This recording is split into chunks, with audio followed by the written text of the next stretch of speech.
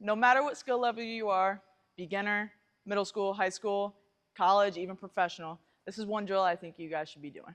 Honestly, it's anything with a tennis ball. For me growing up, even if I didn't have space, even if it was rainy, whatever the case may be, I would go outside, I would bring, or even into my garage, I would bring a basketball and I would bring a tennis ball and I would just get to work. So, for a beginner, obviously, we're not going to be doing all these crazy moves, right? We just want to get used to the feeling of the tennis ball first.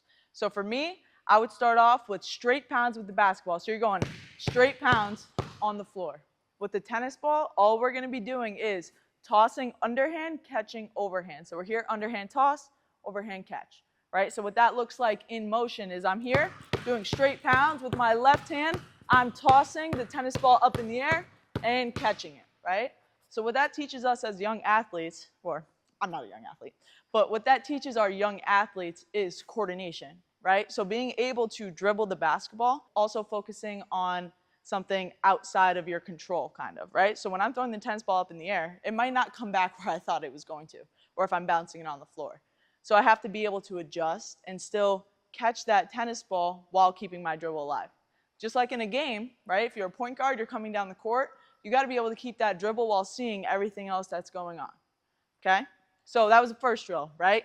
Straight pounds, and we're going to go tosses. Second drill is just getting into our combo moves, right? So once you kind of master that and you have a good feeling of the tennis ball, you're able to catch, keep your dribble alive, we can move on to doing some moves. First one is a crossover. So for that, what you want to make sure is that the tennis ball and the basketball are on the same cadence on the first pound. So you want to pound both together. The key after that is while the tennis ball is in the air, you're actually going to take a second dribble with the basketball underneath that tennis ball. So I'm here, I'm going pound, cross, catch, right? Pound, cross, catch, pound, cross, catch. So what you'll see is that for every one bounce with the tennis ball, you're bouncing the basketball twice. Obviously, I was doing a little bit slow motion right there to show you guys what it looks like. But once you get that down and you get the feeling down, you can start to pick up the speed. So I'd be here, pound, cross, catch.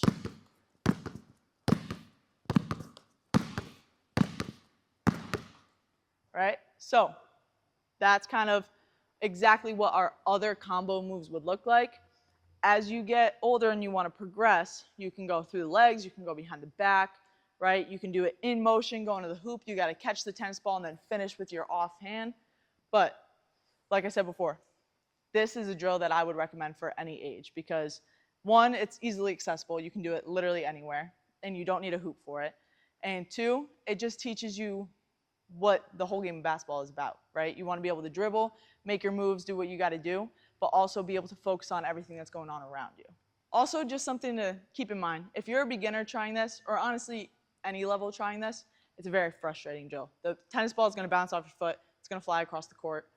It happens, right? If that's not happening, you're not getting better. You have to do things that challenge yourself or else you're just staying the same, right? If you're never messing up, you're never losing the basketball, then you're really not getting better because you're not challenging yourself. You're not challenging your hand speed. You're not challenging what moves you're doing, right? Everything's staying the same. So then therefore in the games, how do you expect to rise up to the next level?